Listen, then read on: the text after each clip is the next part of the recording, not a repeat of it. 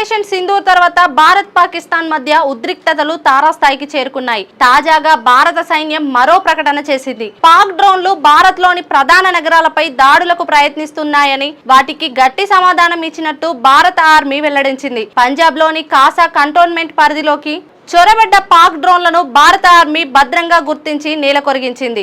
భారత పౌరులను లక్ష్యంగా చేసుకొని పాక్ దాడులు చేస్తున్నదని, ఇవి చాలా తీవ్రమైన చర్యలుగా పరిగణించబడతాయని ఇండియన్ ఆర్మీ హెచ్చరించింది. పహల్గాం ఉగ్రదాడికి ప్రతీకారంగా భారత్ చేపట్టిన ఆపరేషన్ సింధూర్ అనంతరం పరిస్థితులు మరింత ఉద్రిక్తంగా మారాయి.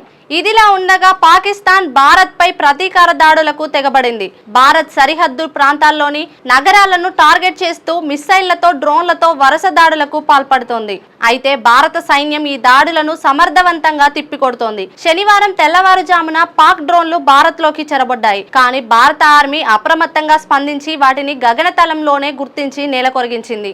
పాక్ మళ్లీ మరో ప్రమాదకరమైన ప్రయత్నం చేసింది. ఫతాహ్-2 మిస్సైల్ ను భారత్ లోకి ప్రధాన నగరాలపై ప్రయోగించింది. కానీ భారత్ ఆర్మీ అత్యాధునిక డిఫెన్స్ వ్యవస్థలతో ఆ మిస్సైళ్లను గాల్లోనే అడ్డుకుంది. ఇది ఇంతటితో ఆగేలా లేదు. పాకిస్తాన్ కు బుద్ధి చెప్పేందుకు భారత్ ఇప్పుడు ఆపరేషన్ సింధూర్ 2 ప్రారంభించింది. ఈ ఆపరేషన్ లో భాగంగా పాక్ లోని కీలక వైమానిక స్థావరాలపై భారత్ బిల్స్టిక్ క్షిపణులు, డ్రోన్లతో దాడులు చేసింది.